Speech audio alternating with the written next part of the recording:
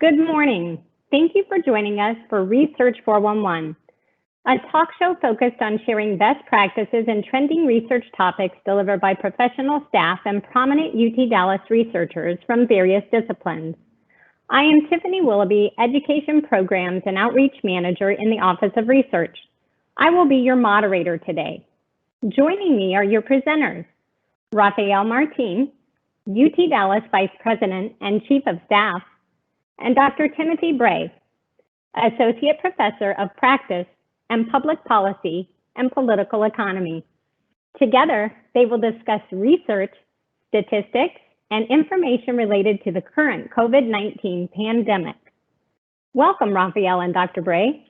Thank you, Tiffany, and good morning, everybody. It's a pleasure to be here with you this morning. I am looking forward to the discussion that we're having this morning with Dr. Bray and about some of the statistics around the COVID-19 outbreak, especially as it impacts the North Texas region. I thought I might start out, however, kind of reviewing a little bit of a timeline of the COVID-19 outbreak and some of the responses that we've had at UT Dallas specifically, just to give us a little bit of a context. It's hard to imagine that it's only been 6.5, 7 months since the outbreak really started. It feels certainly like much longer to me, and I'm certainly certain that it feels longer to you as well. So on January the 9th, the World Health Organization officially announced that a new coronavirus with a related pneumonia had emerged in Wuhan, China. Shortly thereafter, on January the 20th, the Centers for Disease Control and Infection said that 3 U.S. airports on the West Coast would begin screening passengers for coronavirus. On January the 21st, the day after, the CDC confirmed the first U.S. coronavirus case, a Washington State resident. January the 23rd, the Chinese government placed Wuhan under quarantine, an unprecedented maneuver for the Chinese government. On January the 31st, the World Health Organization issued a global health emergency alert related to the novel coronavirus. On February the 2nd, global air travel was restricted. Travelers from China to the US faced a 2-week quarantine if they had been in the Hubei province, the province where Wuhan is located. Between March 6th and March 21st, several cruise ships had passengers diagnosed with coronavirus and faced various quarantines from ports where they were planning to call. On March the 6th of this year, about 4 months ago, UT Dallas convened the COVID-19 task force to coordinate university response to the novel coronavirus. And I was placed in charge of that task force. It consisted of several groups looking at academic continuity, how we would continue to provide our academic resources to our students during the outbreak, research continuity to see how we could maintain our research enterprise, administrative continuity for all the support services and administrative services we provide to students and faculty on campus, a student housing and student support group led by Jean Fitch, our Vice President for Student Affairs, to make sure that we were serving our students in on-campus housing and dining. There were a couple of groups related to travel and travel restrictions, which were very important in that time frame during the outbreak. Dr. Jameson, our Vice President for Facilities and Economic Development, headed up a campus readiness group looking at things like custodial services, disinfection, and more recently kind of signage on campus to help us get ready for a return to campus.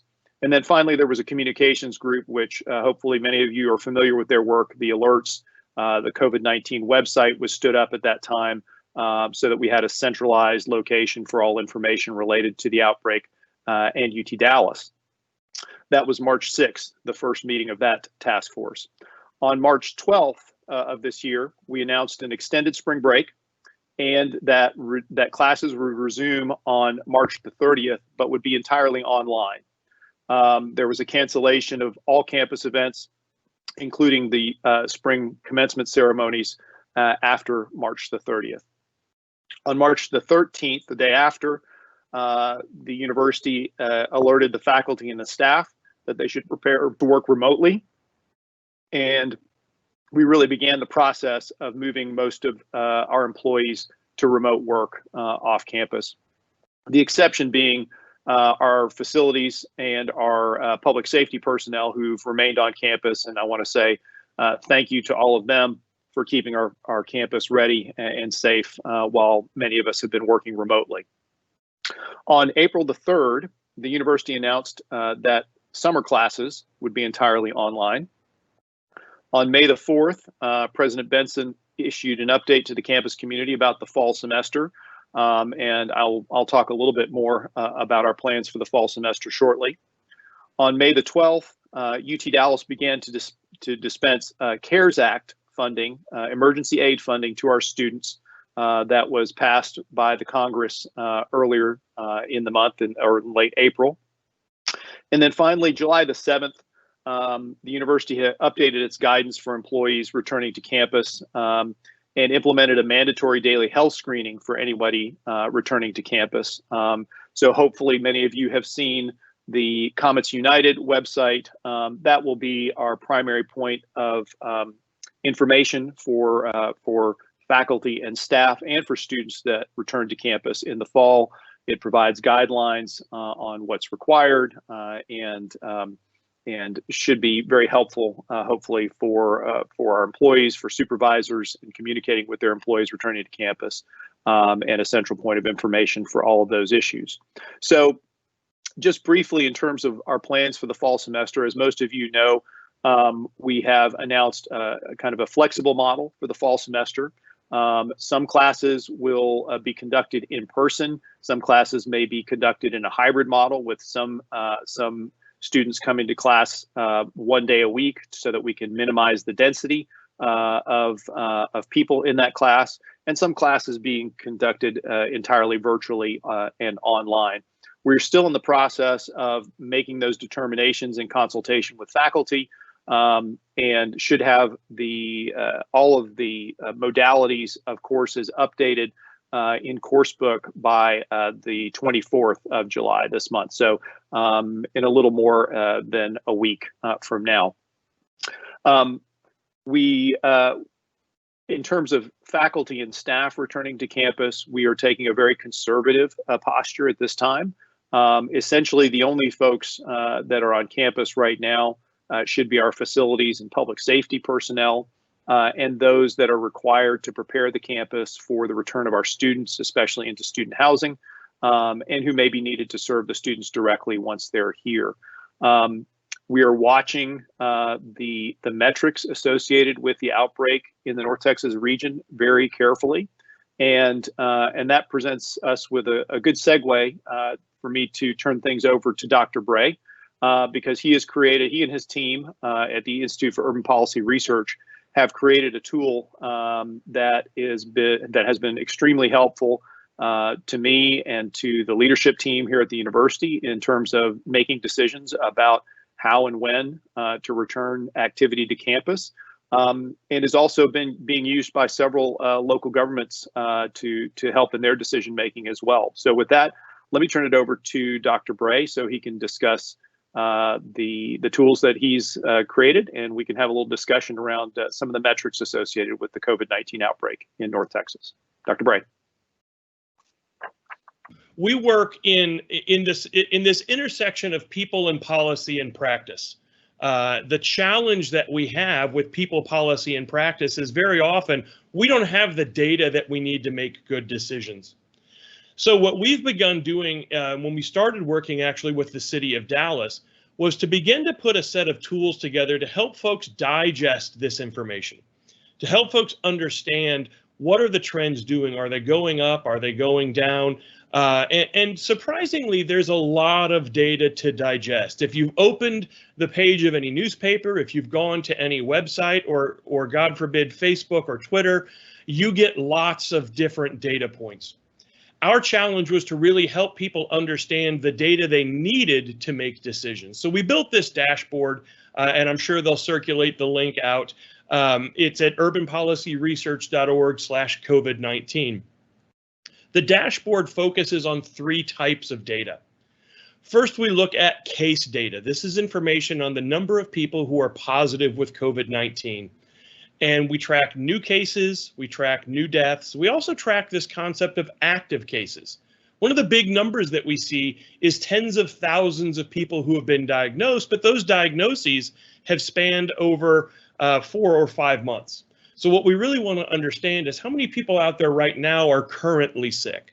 We also look at hospitalization data. One of the big reasons we look at hospitalization data is that these are the resources that help those who are most sick.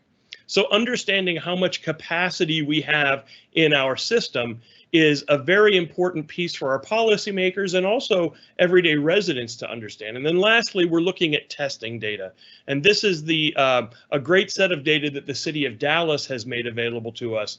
It helps us track the percent of tests that are positive and how they go up and down over time. So that's a resource that we've built not just for city governments, not just for departments of emergency management, but as Rafael mentioned, also for universities, for school districts, for all sorts of other organizations that are trying to make important decisions that have significant ramifications, right?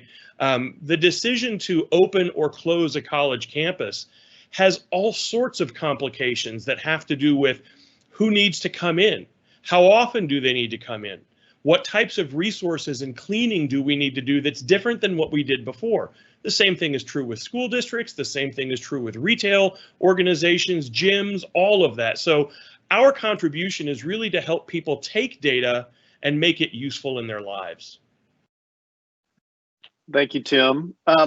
Can you talk a little bit about, in your discussions with, well, first, I guess, can you talk a little bit about the sources of data that you're using, where that information is coming from, and how current is that information? Yeah, that's a great question. We look at several publicly available sources. And again, very often in the data space, the real challenge isn't that data isn't out there, it's that it's hard to access and it's hard to make sense of. So our colleagues up at Johns Hopkins built a wonderful repository of county level data across the entire country. And across the entire country, this data is, there's more than 3,000 counties, right? So they're out there scouring and bringing all this data together. We get it updated typically between 11 p.m. and 2 a.m. We'll get today's data. So if you go on there about 5 a.m. tomorrow, the case data from today will be available.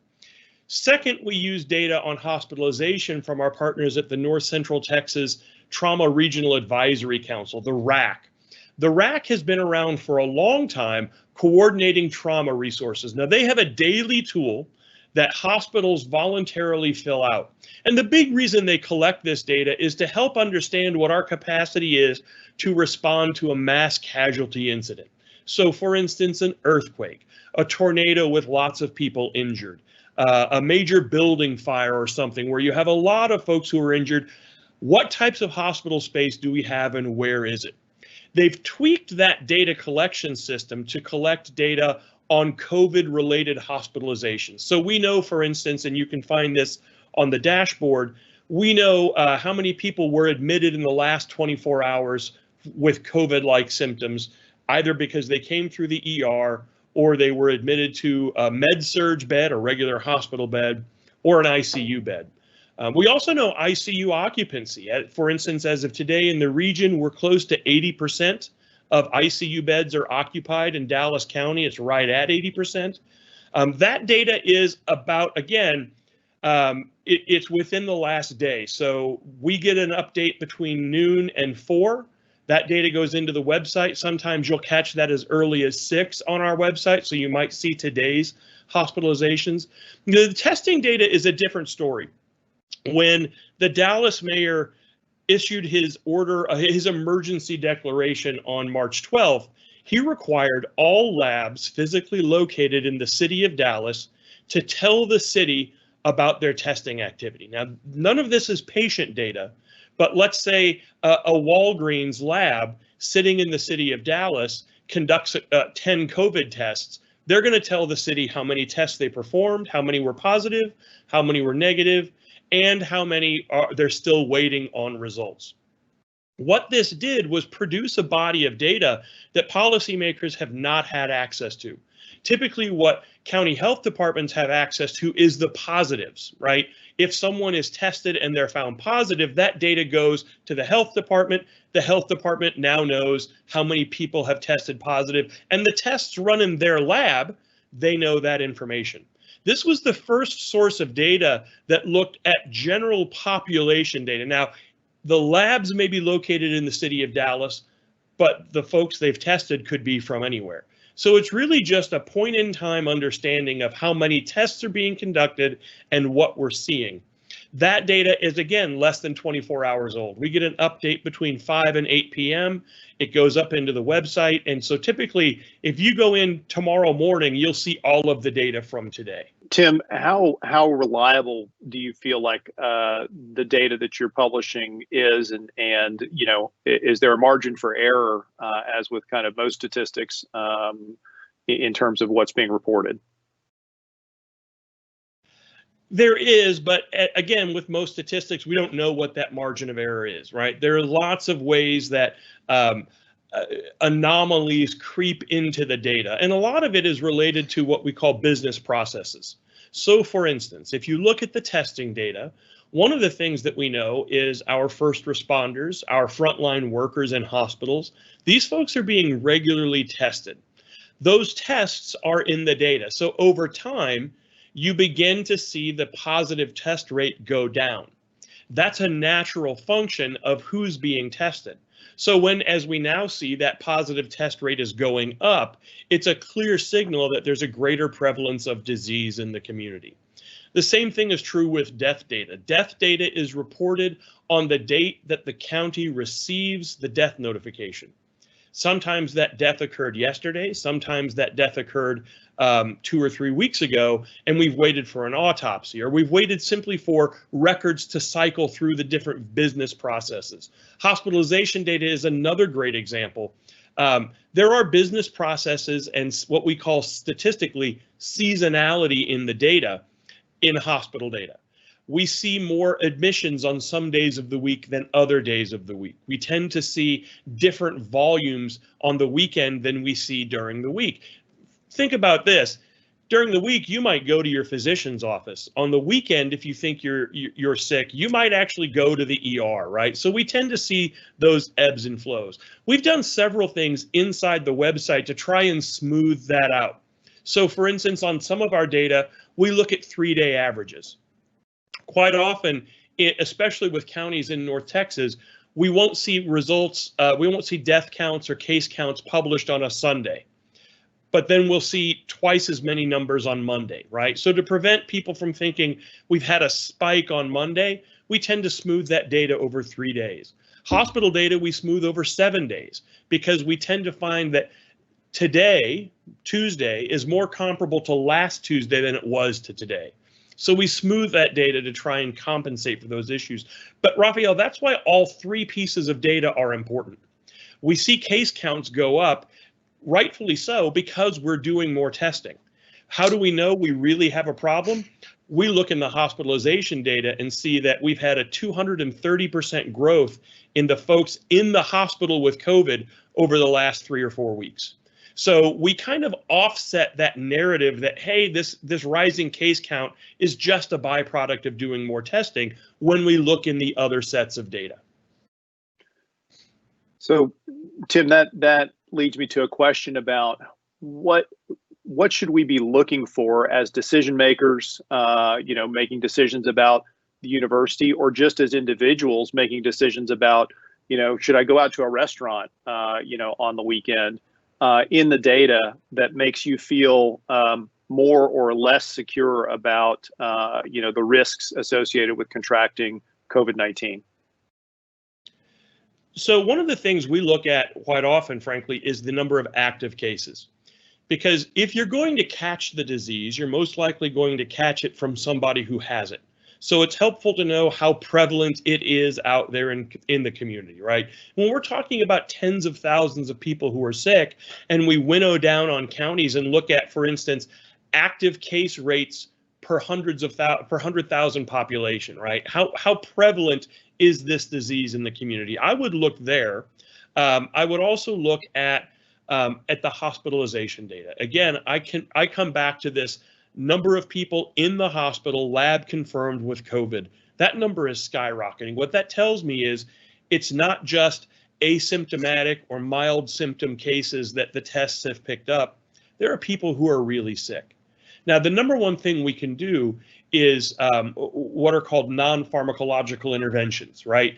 Wear a mask. For God's sake, wear a mask. It's not rocket science.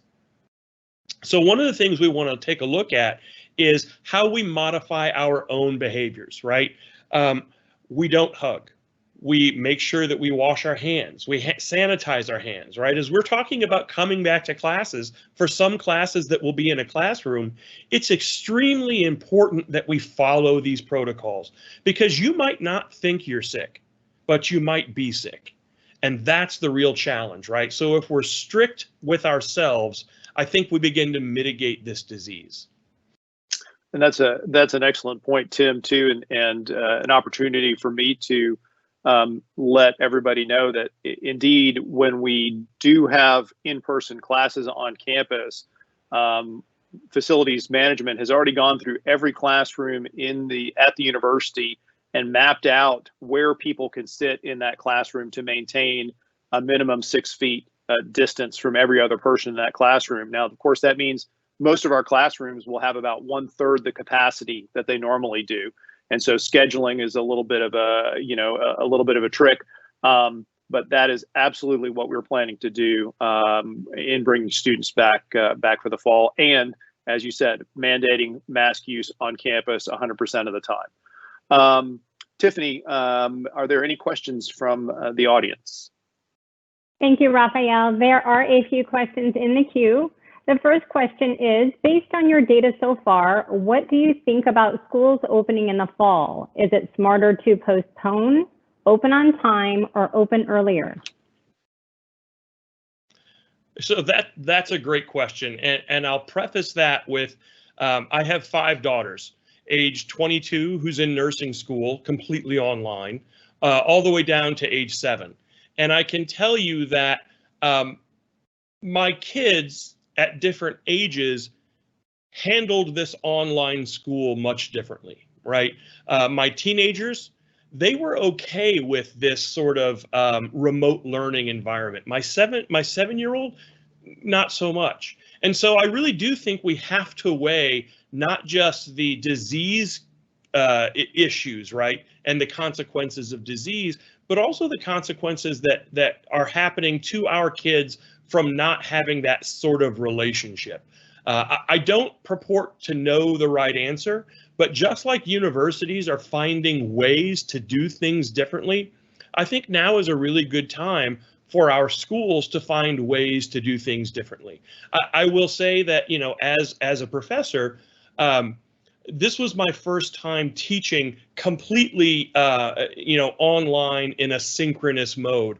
And I would say I had more interaction from my kids, young adults, than I did, than maybe I did in person, right? And I'm not sure if that just people felt more like they could engage, but we had a much different and more robust conversation online.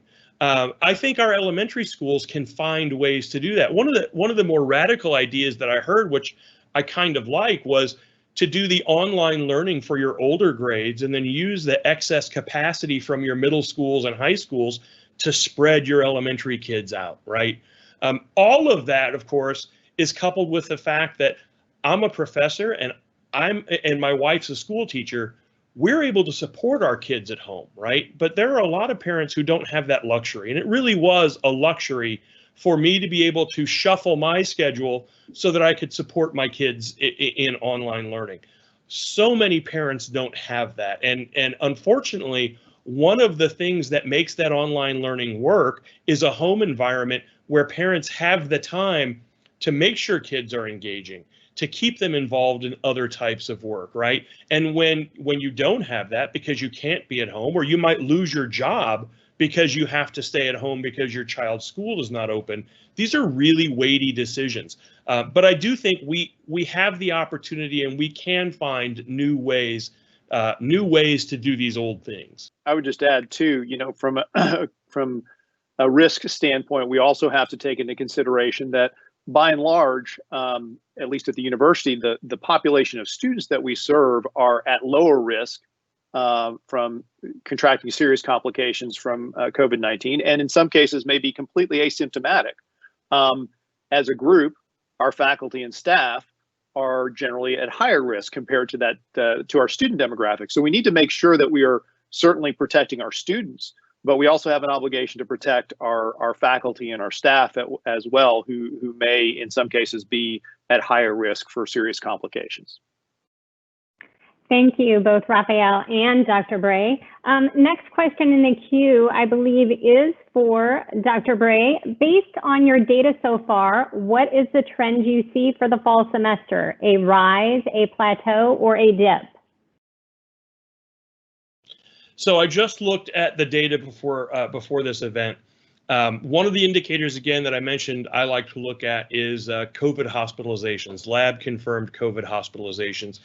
And over the last 2 or 3 days, it seems to have plateaued. Now it's very high. The same thing is sort of true with ICU utilization. I don't know what I'm looking for is the impact of July 4th, right? And we're still sort of in that window of 4 to 10 days when positives begin to show up in the data. Today is actually the 10th day. So, and then as we watch the data over the next 3 days, we'll begin to see. I think, again, our primary challenge is mitigating our own behavior. So I had to go to St. Louis last week for a funeral.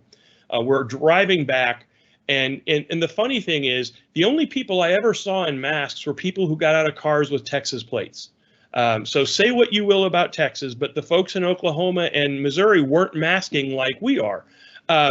But I did see an employee at a Subway who had their mask on and were basically wearing it over their chin.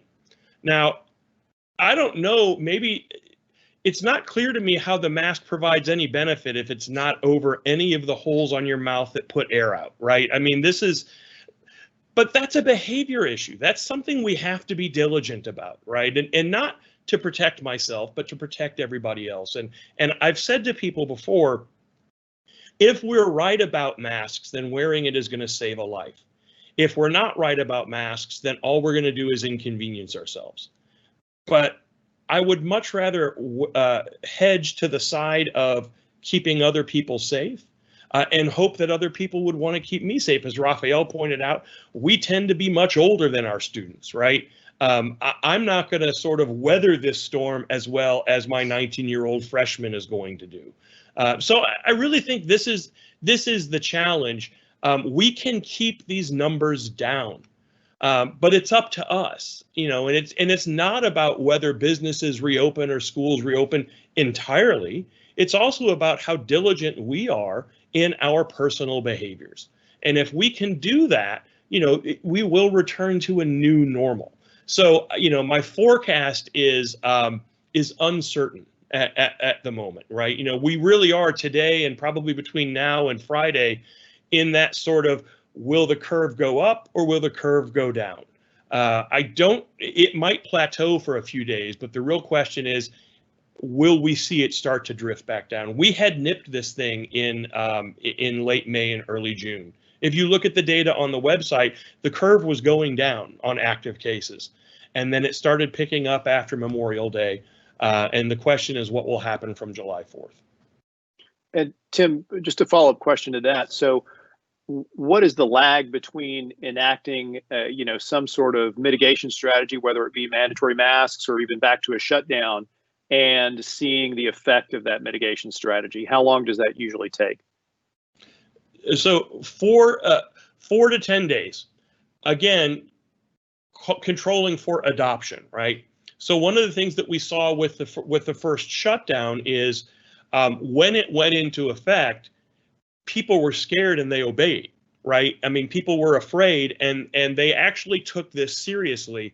And the longer we went without a serious outbreak and big numbers, the more people started to emerge. You saw this when you went to the grocery store, right? At first, there were very few people in the store, and those who were had masks on. And then as it started to go on, you would see more and more people in the store. You would see less and less social distancing, fewer people with masks. That adoption issue is a significant one. And so it really is, it's incumbent upon us to say, yes, it's 4 to 10 days, assuming we all did what the instruction was when it came out. Have you considered creating an app for the dashboard? Yes, I have considered it. It's one of those things where, you know, it's as time becomes available. So the other things we're doing with the dashboard, we're constantly tweaking, if you will, right, and answering different questions. So, you know, one of the organizations that we have a lot of emergency managers who are using this data, and they have different needs and questions and views that they would like to see. We have cities who are using this data. And so probably the bulk of our time right now is spent refining and creating new measures, finding new ways to visualize the data that makes it most helpful. If someone is interested, I'll put the plea out there. If someone knows how to make an app, because, you know, as you saw, I can barely manage the mute button. If someone knows how to make an app, we would appreciate their assistance. And we've had a lot of folks from around the university participating in this project. So please send me an email. We'd be happy to have your help. Excellent. Thank you. And a question for you, Rafael. Will the university in the future have COVID-19 testing available for individuals with symptoms as they come to campus or return to campus, or will they need to contact their primary care physicians for the testing? So the short answer, Tiffany, is no, we will not have testing on campus at this point for employees. And let me make something very clear. If you are in any way symptomatic or have been in close contact with anybody who may possibly, have COVID-19, please do not come to campus. Please stay at home and contact your primary care provider about what steps you need to take next. What we have been doing throughout the summer for the staff that has been on campus is anytime we've identified somebody with possible COVID-19 symptoms, if they're on campus, we send them home. We get them, in contact with their healthcare provider and get them tested and follow up appropriately. We do have a process now in place through the Office of Human Resources that is contacting and tracking people who report that they are symptomatic or report positive cases or report close contact with positive cases, and following up with those folks appropriately. On the student side, we will have some capacity on campus to test students, probably only those who are symptomatic. We just don't have the capacity right now, and I would argue we don't have the capacity in the state to do the type of surveillance type testing on asymptomatic people that we might like. The Student Health Center will have some capacity in the Student Health Center, and then they will also utilize kind of the commercial laboratory services to perform tests as necessary. So for students, they should contact the Student Health Center. They're asking that if you feel like you are symptomatic in any way, you don't actually come into the Student Health Center, you contact them via phone or telehealth or email, and they will respond to you in a prompt manner and advise you how to proceed. And Rafael, will the university continue to offer flu shots for staff and faculty? That determination hasn't been made. In normal circumstances, I would say absolutely. I think it's a great program and of great benefit to the university. And it's just a question of, I don't expect that we will be, fully staffed. Not everybody will be on campus for the fall semester, which is normally when we have kind of the open signups and people can just go by, the activity center or wherever we're providing those. So that is to be determined at this point. Okay, and last question in the queue.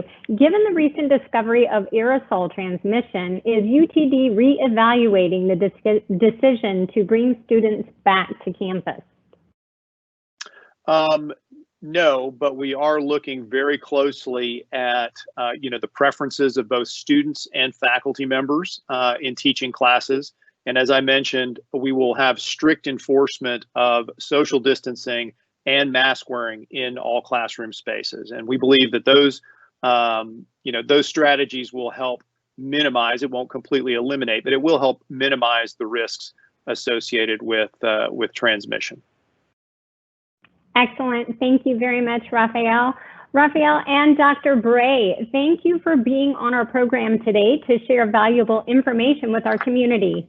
Registration and so much more can be found at research.utdallas.edu. Thank you.